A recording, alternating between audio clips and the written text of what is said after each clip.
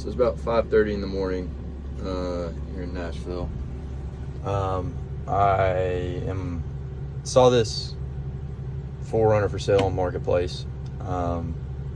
Decided I wanted it. It's in Memphis, 3 hours away.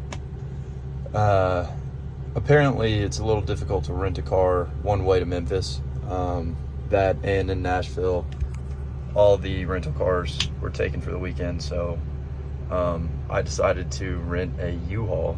It was half the price of renting a car. Got the U-Haul.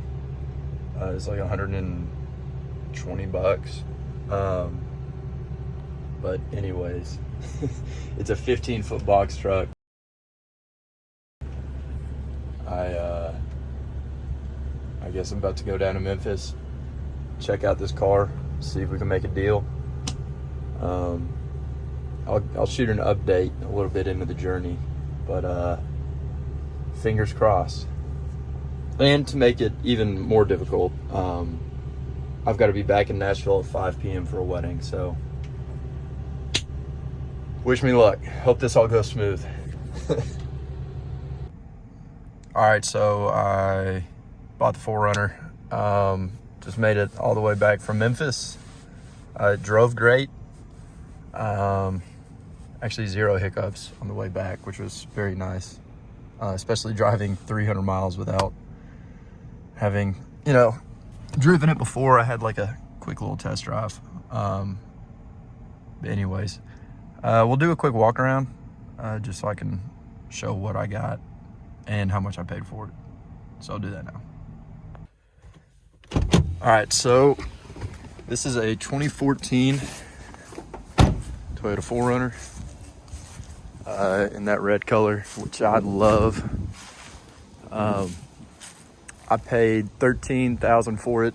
Guy was asking like 14, so I just talked him down one, came and got it. That was good enough for me. It's high mileage.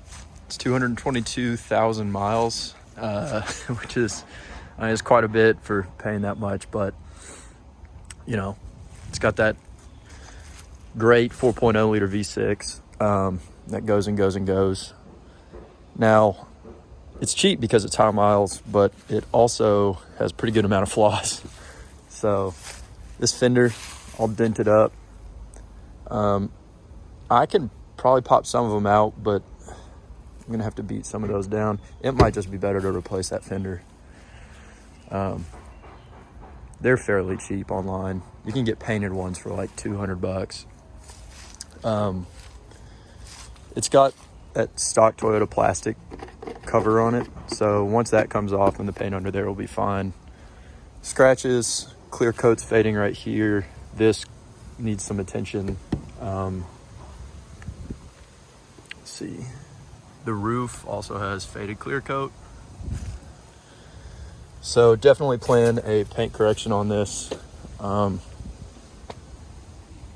It started its life in Alabama. Carfax showed that it was, the original owner put like 65,000 miles on it from Alabama. And then the guy I bought it from in Memphis has owned it for, I don't know, I think the Carfax said like 4.5 years, and he put the rest of them on, driving from Memphis to his job in Alabama every day, there and back. So, base model, SR5. It is 2-wheel drive. I'll go ahead and call myself out. Whatever, this is just gonna be used around the city. It's gonna be my daily, toting around town. I still have my 3rd gen, which has 4-wheel drive and will be great for anything adventurous that I need to do. Cloth seats, it's all right. They're in good shape. Back seat's good. Good thing about it is it has the 3rd row seats, and they are in excellent shape. It looks like nobody's even sat in them. The trunk is in great shape. All the carpet's good.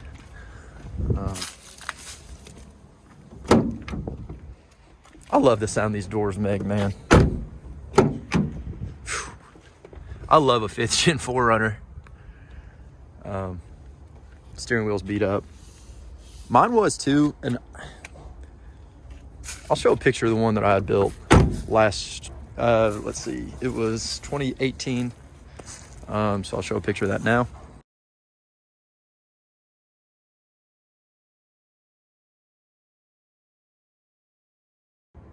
So I sold that 1 year ago for $29,000. I had 100,000 miles on it. Had a 3-inch lift, 33-inch KO2s, Bilstein 5100s, Toy Tech, upper control arms. I mean, it was sick. Sold that, really missed having a 5th gen. Saw this one pop up and thought, well, shit, I'll go ahead and I'll buy this and try to duplicate it. So this one does have a clip missing here. So I'll have to fix that and play around with it. And it definitely has its flaws, for sure. There's nothing that I can't fix. It does have these newer Coopers on them. I actually like these rims. Those stock rims look good. However, as soon as I see a set of TRD rims come up for sale on Marketplace at a decent price, I will be buying them. My plan for it is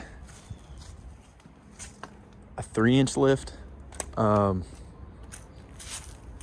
don't know what I'm gonna do. I don't know if it's gonna be Old Man Emu, Bilstein or Bilstein, or Rough Country.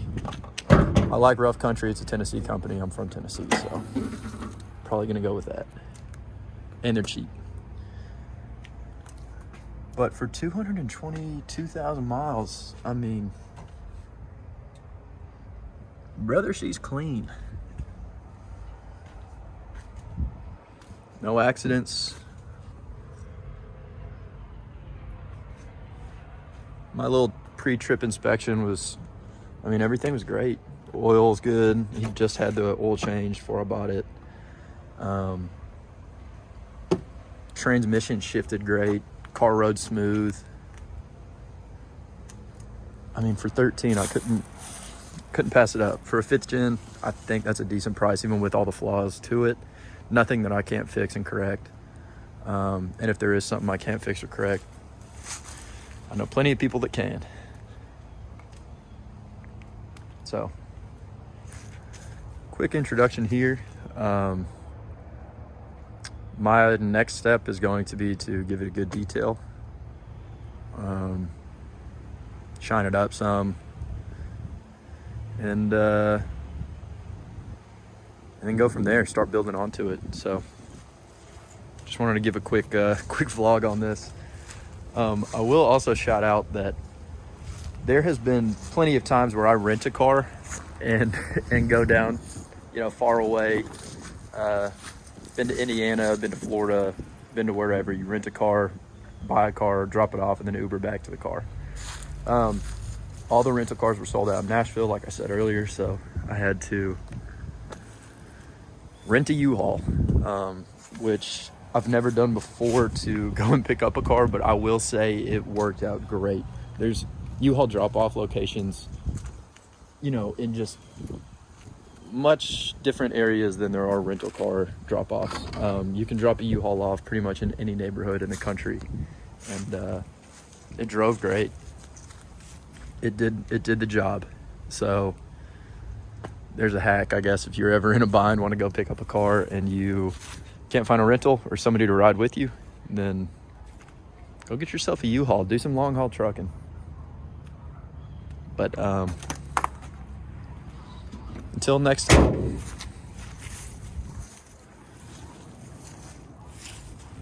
They're looking at each other. Until next time, stay tuned.